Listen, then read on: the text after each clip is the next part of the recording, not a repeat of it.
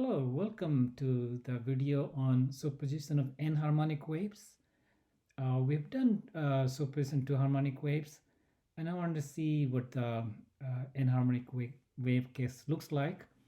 And we also want to examine when this N is infinitely large, and so that you have a continuous frequency distribution. So we just look at it right now as to how I can generate N-harmonic waves in a one-dimensional situation. So here is a generator of the wave, so some vibrator and generator. Uh, this this a string is tied to the support here, for which will be vibrated by the generator, and wave will go for a very long distance, and the end of the string is tied to the support, so you can have a tension T. If you don't have a support tied, you won't have a tension. That's why we need this structure. Well, you would say when the wave gets there, is going to reflect off. We're not going to study that. We're going to think that this is so far away, is we're just looking at the just a finite space. We are looking in the finite space what's going on, the waves that are traveling through this space. That's what we're looking at, right? Okay, so how do I generate N harmonic waves? Well, we have to have N vibrations over here. So if this is the Y and this thing is X, then this is origin. So the vibrations are at Y, X equal to 0, and with time t. So we have vibrations like, say, have an amplitude A, and then you're going to have a cosine omega 1 t, and then let's say have same amplitude, same phase, cosine omega 2t, and so on and so forth. So maybe the final one is a cosine omega nt. Okay, if I'm vibrating, each one of them will send its wave, right? So you'll have a wave corresponding to this vibration of the generator. You'll have a wave corresponding to this vibration. And so if you say this vibration may have a wave going like this,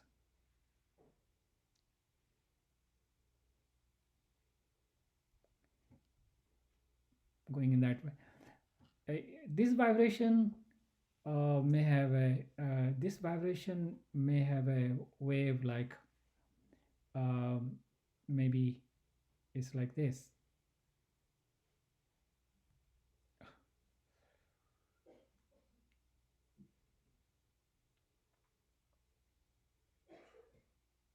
Maybe a little higher frequency, so it's a smaller wavelength.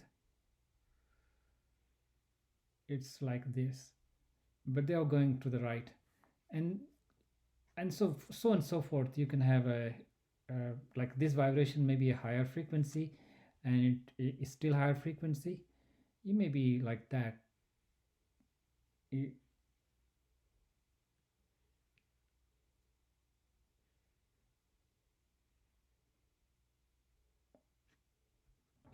Now, I want to find out, say I have point X here. When they reach there will be a superposition of these waves, right? So let's see what I can write for the wave at Y, X, T. What can I write? What's happening over here? Well, that the wave, this is x equal to 0. When this wave gets to that point, uh, I look back in space where it was at retarded time, t retarded at x equal to 0. So wherever it was, so x at time t here will be where this wave was over here. That wave over there is just a vibration. So if I look at this guy just looks like a cosine omega 1 t retarded, right? And then similarly for this guy, a cosine omega 2 t retarded. So what is this t retarded? Well, if the wave is going at a speed v, and we're going to say all the waves are the same speed for simplicity. So if this is going with speed v, then I have to go back. If I go back distance x, it will be there at so t retarded will be there at a earlier time. T retarded will be, if time here is t, and I'm going back in a space a distance x with speed v, so that will be t retarded. And so if you can see that this is if you look at one of these guys, it looks like cosine. It looks like cosine omega 1 t minus x over v. And if I look a little bit inside, you would see your familiar formula, omega t minus omega 1 over v times x. So this is what we have been writing, right? Cosine omega 1t minus k1 x, and the k1 is simply omega 1 over v. So all of this should be familiar. So I know how the vibration is, this vibration generated this wave. Well, we can definitely see if there is a case in which when it's possible to add up. So can we add these guys up, and so that we can take n go to infinity limit? If we have one formula for it, if we have one expression for it, if I have, is possible to write one, I have n expression right now, can I write one expression for it, however complicated? If that's possible, we say we have a closed form. This is we use this word closed form, so to say. Okay, and the question is, can we get a closed form? And of course right now it's too general to get a closed form. So we'll say a particular case, say an example that omega 1 is some kind of minimum, and we just write down this omega for simplicity. And omega 2 was different from omega by just a small amount. Let's call it epsilon. And omega 3 was yet just a little bit more than that, same difference. I keep the differences same in frequency, not adding. So omega n will simply be omega plus n minus 1 epsilon. So we look at this case. You can see why this case may be of interest physically. So physically, you can see one way if uh, epsilon is an infinitesimal.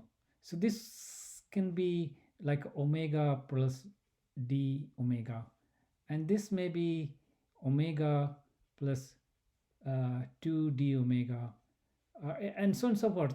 You can see that as n were very large, then n times d omega can be a finite number, you know.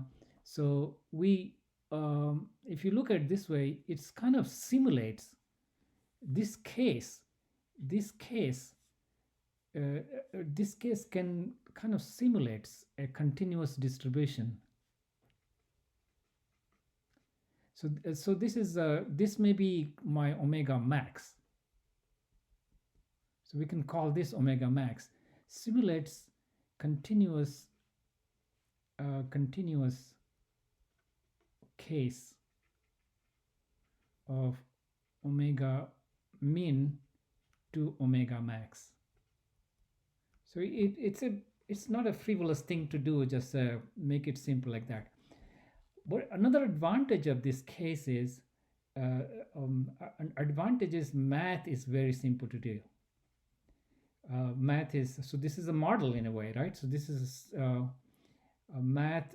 Just now I'm going to illustrate. Math is simple to do. Well, let's look at it. What we're trying to do. So we're trying to add. We're trying to find a closed form expression of this guy over here, right? Closed form expression of this guy over here. Well, you would say, let's write this inside there and stare at it. See if it makes something stands out and easy to look at. So over here, I'll get a y. For this case, I'll get y of xt would be equal to a cosine omega, let's call it tau for simple writing, tau for t retard is t minus omega t minus dx over v. So the omega tau, yeah, for that first one. And the second one is let's also make all the a common, cosine, then you get a omega plus epsilon tau, then I get a cosine omega plus 2 epsilon tau, and then I get all of this cosine omega plus n minus 1 epsilon tau. I got this, and it you might think that if I want to get one single expression, I could do like cosine a plus b formula, cosine a plus cosine b formula, and you can do this one with the next one and so on and so forth, right? And then you can say, oh God, can try to do this combine, and so eventually I would be able to combine them. This is a very tedious work. I wouldn't recommend it that you do it that way. It turns out that if I write this as a complex, so what do I mean? Do it in complex notation, and turns out complex notation is a very simple way to do it. Okay, so I mean, if I have e to the power I omega tau, then I will have a cosine omega tau plus I sine omega tau. You know this, right? So this is what I want. I don't need that. So that will mean cosine omega tau is real part one way to write is the real part of e to the power I omega tau, which is identical to doing two expressions, e to the power I omega tau plus e to the minus I omega tau over 2. You know that also. But it turns out, because we're just adding them, if you're multiplying things, then I would use this, okay? But if I'm adding, then this actually is a better notation, because I don't need to write two expressions, the original one and its complex conjugate, right? So I can just get away with this. When you're multiplying complex numbers, you have to be careful with real part, but this real part notation is the one I'm going to use. So what do I get? I get these guys become a times real part of e to the power I omega tau, and then the other one is e to the power I omega plus epsilon tau, and so on and so forth, right? But this one I can write e to the power I omega tau times e to the power I epsilon tau. So now let me write this second term here, e to the power I omega tau e to the power I 2 epsilon tau, and then you're gonna get e to the power I omega tau e to the power I n minus 1 epsilon tau. I got all of this. Now you notice that if I call this A, then this thing, first noting this thing is common between all of these guys, right? Common factor. So that's common factor. I can take that factor out and then call this guy A. Call this A. Then actually is a very familiar thing. So, all right, let's take its y omega tau out first. So can I take this guy outside? No, because this is a complex thing. I need to get whole thing before I can pull the real part out. Okay, so I need to keep that guy inside. E to the power I omega tau, and I get a 1 from the first guy, a from the second guy, a square after that, and then all the way to a to the power n minus 1. Now this is geometric series, and so for any n, regardless of complex or whatever, for any n I can write a to the power n minus 1 over a minus 1. Now notice that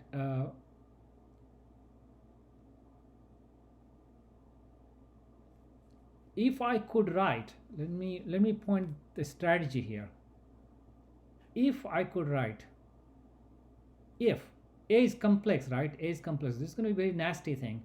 If I could write this as r, some real number, e to the power I theta, then what happens? Then this turns into a real part of r e to the power I omega tau plus theta. See, this turns into that, right? And this is just what very easy to get real part. This is a cosine of that would be real parts. This will be just a times r cosine omega tau plus theta. That hinges on this if step, right? How to do this stuff, how to do this to that stuff. So let's focus on that. And because if I'm really successful in doing this, then I am successful in doing the whole thing, right? This will be closed form. This will be the closed form solution I seek. This is the closed form. This is one expression. I don't have this plus that. Here I have this. I have a n 1 2 3. Over here I have a one expression, two expression, so on and so forth. N expressions. Over here, if I'm able to do that, the whole thing has become one single expression. That's the goal, right? And once I get that, I can try to look at it and see if I can do n go to infinity limit on it. And that's going to talk after we get the expression. Okay, so our really bottleneck is this step. Can I do this? And what does it look like? Okay, so I'm going to try to do it over here. So a is e to the power I epsilon tau. So a to the power n is e to the power I n epsilon tau. So I have a to the power n minus 1, a minus 1. Let's see. So if I look at downstairs, it looks like e to the power I epsilon tau minus 1. Upstairs looks like e to the power n epsilon tau minus 1. Nothing, it's just rewriting, right? But notice if I took a square root of half of this out, I broke this up into two parts. If I break this up into two parts, you will be able to see it very clearly. If I broke it up like e to the power I epsilon tau times e to the power I epsilon 2 tau, I can do that, right? And then notice this trick of all tricks here. I know this one does not have anything, right? But what if I pulled one of these guys out? If I pulled common I epsilon over 2 tau, I just willy-nilly pull this out. So the only other half is left over here, e to the power I epsilon over 2 tau. And guess what? To have one here, I need to cancel that guy. And I can cancel by e to the minus I epsilon over 2 tau.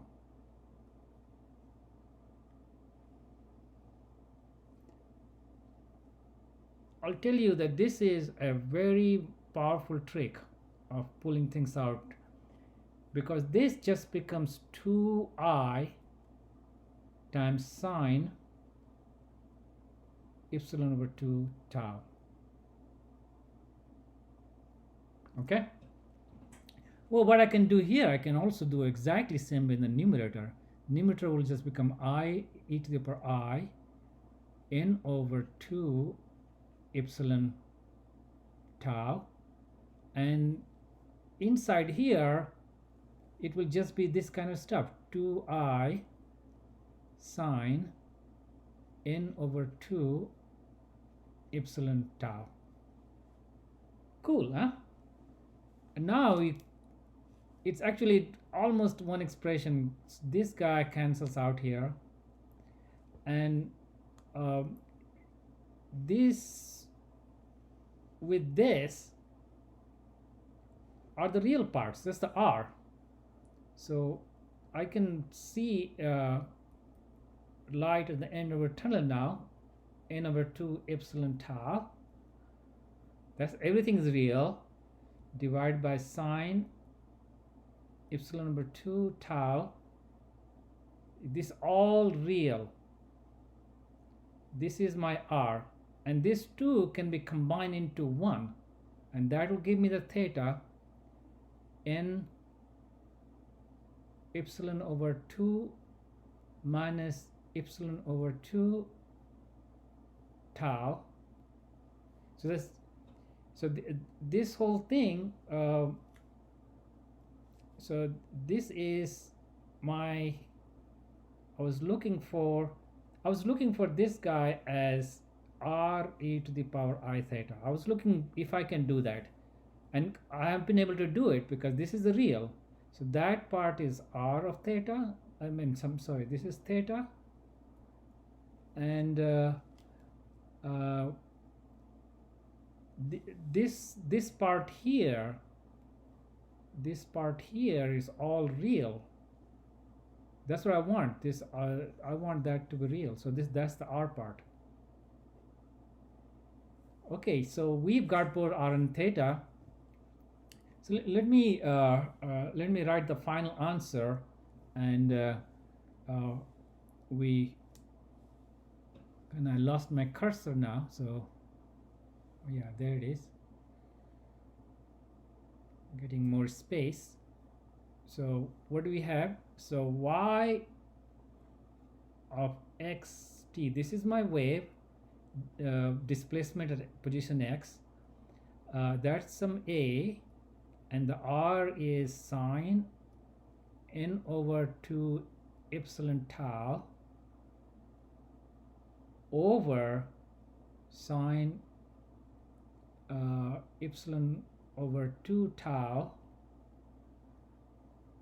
times cosine omega tau, and I can write down plus n over 2 epsilon tau minus epsilon over 2 tau.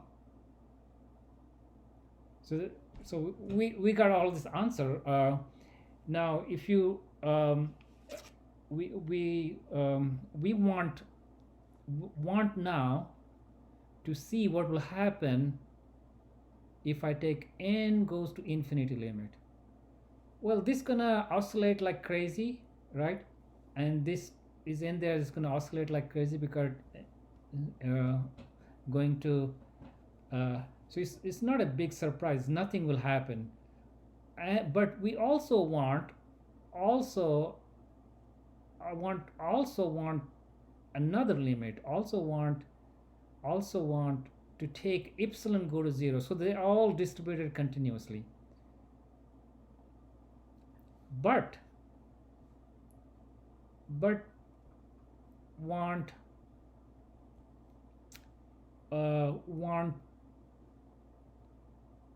something like this, okay? Want n times epsilon to be finite.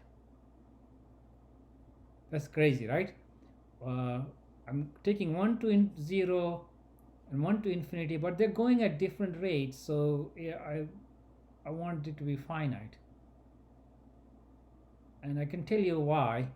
If you look at omega min from above, we have picked omega.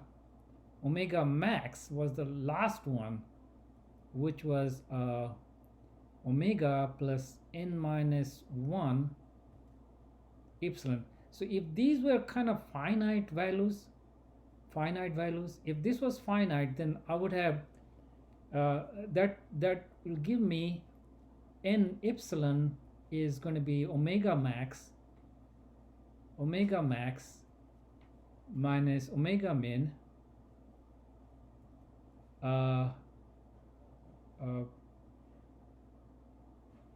plus epsilon. I'm going to stop here. Okay, so we were here. We added up n harmonic waves, and this was the final answer. This being amplitude in a way. You might say this is some kind of time dependent amplitude, because tau here stands for t minus x over v. This was the retarded time, right? So there is a t here, and it also depends on where I am because of x. So, but definitely is a time dependence. If I'm an x, a particular x, this is time dependent, and this is the fluctuating part, right? And this is also fluctuating, but this would be much more rapidly. We will look at that in just a minute. So we want to now address this question about what if I have a whole bunch of waves, infinitely many, and their frequencies are separated epsilon goes to 0, right? So basically what we have, this is, say this is the frequency, and this is the minimum one, and this is, say, maximum one, and we have kind of divided this frequency into equal parts, each of part epsilon, and there are n of these. So this is basically omega min plus epsilon times n minus 1. So you can see if I keep this fixed, and if I go n goes to infinity, what epsilon has to come down to infinity, become infinitesimal and become like a d omega. So we want ne to be a finite, which is kind of difference of this. And if I go to epsilon goes to 0, so if I look at limit n epsilon as n goes to infinity, and epsilon goes to 0, we want this to be equal to omega max minus omega min, and which is, you can say, delta omega. So delta omega is this delta omega. So with this, we want to take this limit on these. Well, what are we going to get? Let's work it out. I know it's going to take a little work to do it, so I'm going to give myself more space. So we have, we're doing limit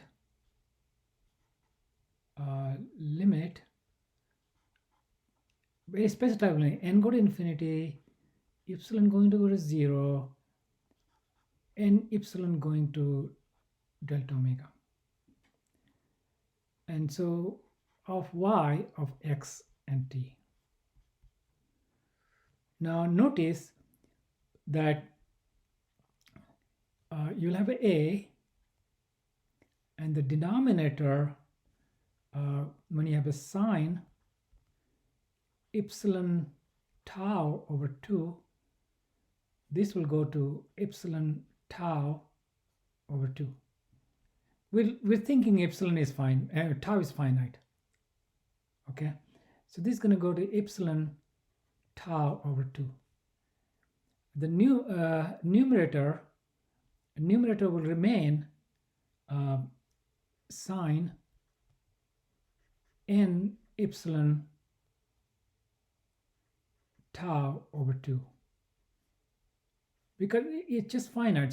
So this one I can just say that's delta omega, but I can't do more than, it's going to go to 0, it's going to go to actually not cancelling out. So one way to handle that is divide and multiply by n. So now I can say, forget this guy, this is delta omega. So you see this function here, this is nothing but sinh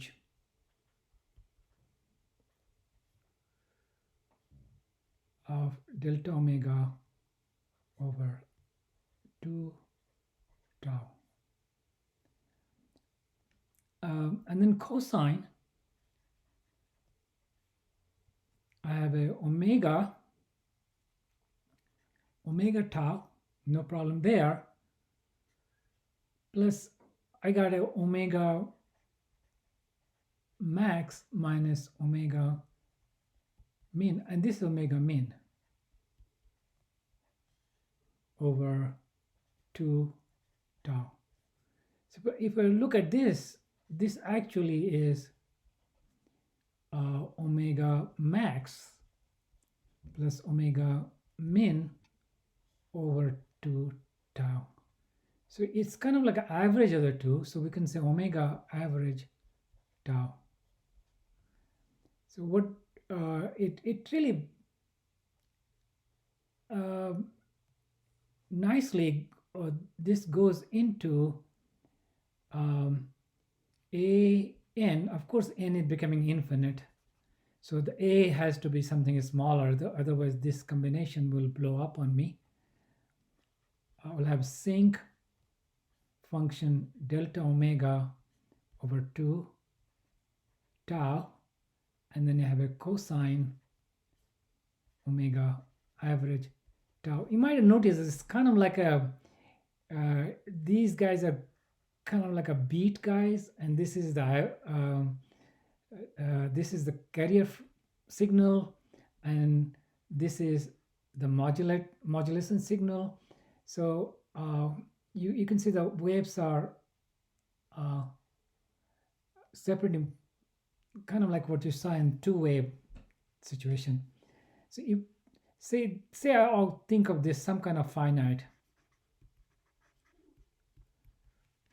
Some way I arrange A so that this combination is finite. Then if I look at what the product will look like, well, product will be product of two things, right? So this is tau, which stands for t minus x over v, right? So if I look at first part, the sinc part is going to look like sinc part will be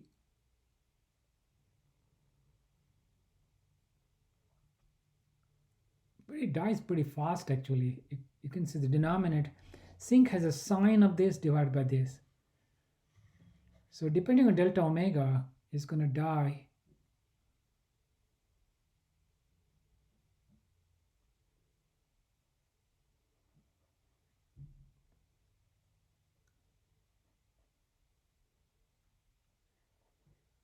it's kind of like died like that, okay? So this will act like an envelope.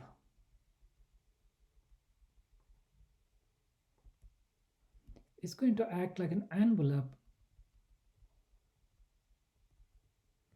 and this guy will just be fit in here.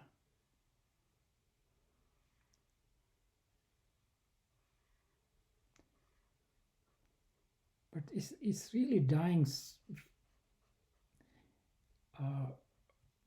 very. So if you look at sine 1 over tau, so there's a, if you look at just the peaks, this is going as 1 over delta omega tau over 2. So it's going like that.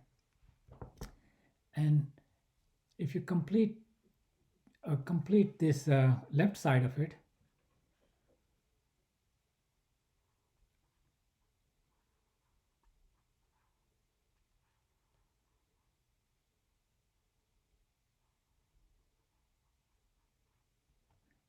you're going to get what is called a wave packet.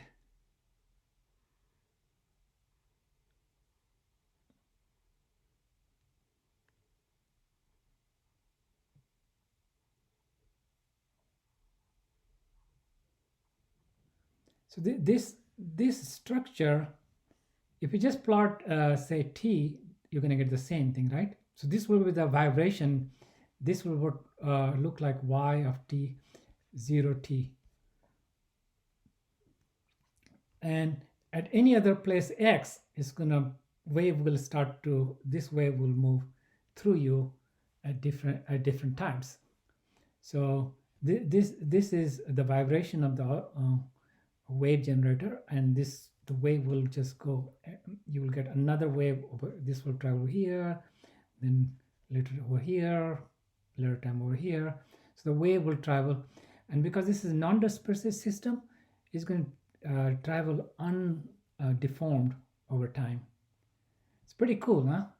Just to summarize, we had y 0t gave rise to wave yxt, and this was it was made of infinitely many pulses. So this was oscillating at